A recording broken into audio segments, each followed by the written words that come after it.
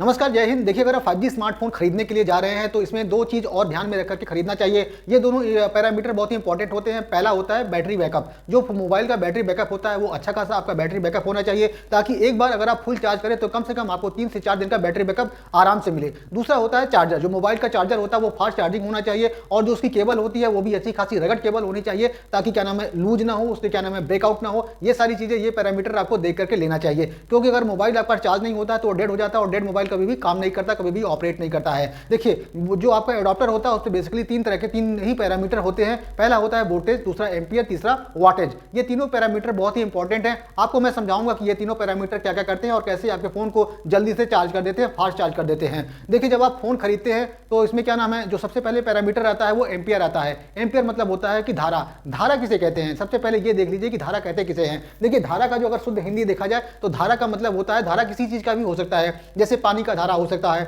दूध का धारा हो सकता है, या क्या नाम है और भी किसी तेल का धारा हो सकता है, या फिर कोई कहता है कि भाई धारा प्रवाह हिंदी, धारा प्रवाह इंग्लिश। तो ये सारी चीजें धारा होती हैं। उसी तरह से क्या नाम है धारा विद्युत भी होता है, विद्युत का धारा होता है। तो बेसिकली जो विद्युत का धारा होता है कि विद्युत कितनी तेजी से फ्लो हो रहा है, कितनी तेजी से दौड़ रहा है, उसको हम विद्युत धारा कहते हैं। बेसिकली विद्युत क्या होता है, उसमें इलेक्ट्रॉन का जो फ्लो होता है, प्रोटॉन का जो फ्लो होता है, उसको हम विद्युत कहते हैं। अब एक इलेक्ट्रॉन तो फ्लो होगा नहीं, क्योंकि कोई भी एक चीज अगर मूव करती है तो उसको हम धारा नहीं बोलते हैं। जब करोड़ों में या लाखों में कोई चीज मूव करती है, सेम चीज क्या नाम है दौड़ती है, तो उसको हम धारा कहते हैं। देखिए, यहाँ पे क्या नाम है, जो एम्पियर का बात देखें, आपके जो चार्जर पे लिखा हुआ है 1 एम्पियर, 2 एम्पियर, 3 एम्पियर, 4 एम्पियर, इसका मतलब क्या होता है, और जो वोल्टेज लिखा होता है उसका मतलब क्या होता है, कैसे आपके फोन को हेल्प करता है फास्ट चार्जिंग में। देखिए, जब आप 1 एम्पियर की बात करते हैं, अगर आपके एडाप्टर पे 1 एम्पियर लिखा हुआ है तो 1 एम्पियर का मतलब होता है 6.2 into 10 to the power 18 electron. मतलब 1 एम्पियर का मतलब हुआ कि 1 सेकंड में 6.8 into 10 to the power 18 electron flow होंगे। और क्या नाम है 2 एम्पियर का मतलब ये होगा, इसमें 2 से मल्टीप्लाई कर दीजिए,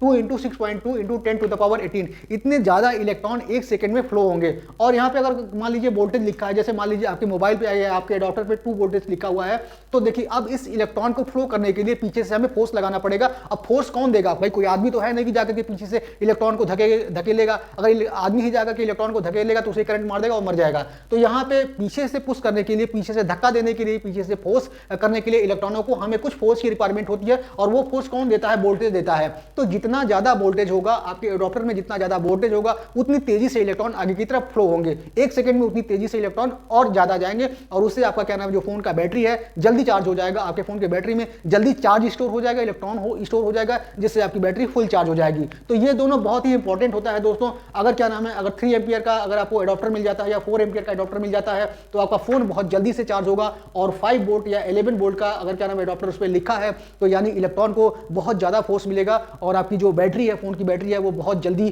क्या नाम है चार्ज हो जाएगी। क्योंकि जो मोबाइल की बैटरी होती है वो लिथियम आयन की बैटरी होती है। उसको इस तरह से डिजाइन किया जाता है कि उसमें एम्प्टी बॉक्सेस होते हैं, और वहां पे जाकर के आपके चार्ज जो इलेक्ट्रॉन होते हैं वो स्टोर होते हैं, और वही जो इलेक्ट्रॉन होते हैं फिर क्या नाम है डिस्चार्ज होकर के बैटरी को बैकअप देते हैं। बैटरी के जितने भी इक्विपमेंट हैं उनको क्या नाम है करंट देते हैं, और आपकी क्या नाम है जो मोबाइल होता है वो ऑपरेट करता है, चाहे 4G का हो, चाहे 5G का हो, चाहे आप क्या नाम है किसी को डेटा भेजते हैं, या फिर क्या नाम है अपना क्या नाम है लाइट जलाते हैं, कुछ भी काम करते हैं, सारा काम क्या नाम है आपके बैटरी से ही होना है। अब देखिए, जो इसमें क्या नाम है एडाप्टर में आपका क्या नाम है ये केबल है, जो आप केबल यूज करते हैं, USB केबल यूज करते हैं, उसका क्या बेनिफिट होता है, उसको क्यों हम यूटिलाइज करते हैं कि जो आपका एडाप्टर होता है ना, ये AC को DC में कन्वर्ट करता है। क्योंकि आपके जो घर में करंट दौड़ती है वो AC होती है, अल्टरनेट करंट होती है, और जो आपका मोबाइल होता है वो AC नहीं समझता, वो सिर्फ और सिर्फ DC समझता है। इसलिए हमको एडाप्टर की रिक्वायरमेंट होती है। तो एडाप्टर हमारा क्या करता है, जो आपके घर की AC सप्लाई है उसको DC में कन्वर्ट करके फोन को चार्ज करता है। देखिए, जो केबल आप यूज करते हैं उसका सिर्फ और सिर्फ इतना ही रोल होता है कि जो क्या नाम है इलेक्ट्रॉन आपके एडाप्टर से निकल के आ रहे हैं, या फिर चार्ज आपके इलेक्ट्रॉन आपके एडाप्टर से निकल करके आ रहे हैं, उसको आपके फोन तक, आपके बैटरी तक पहुंचाता है। बस इतना काम होता है आपके केबल का।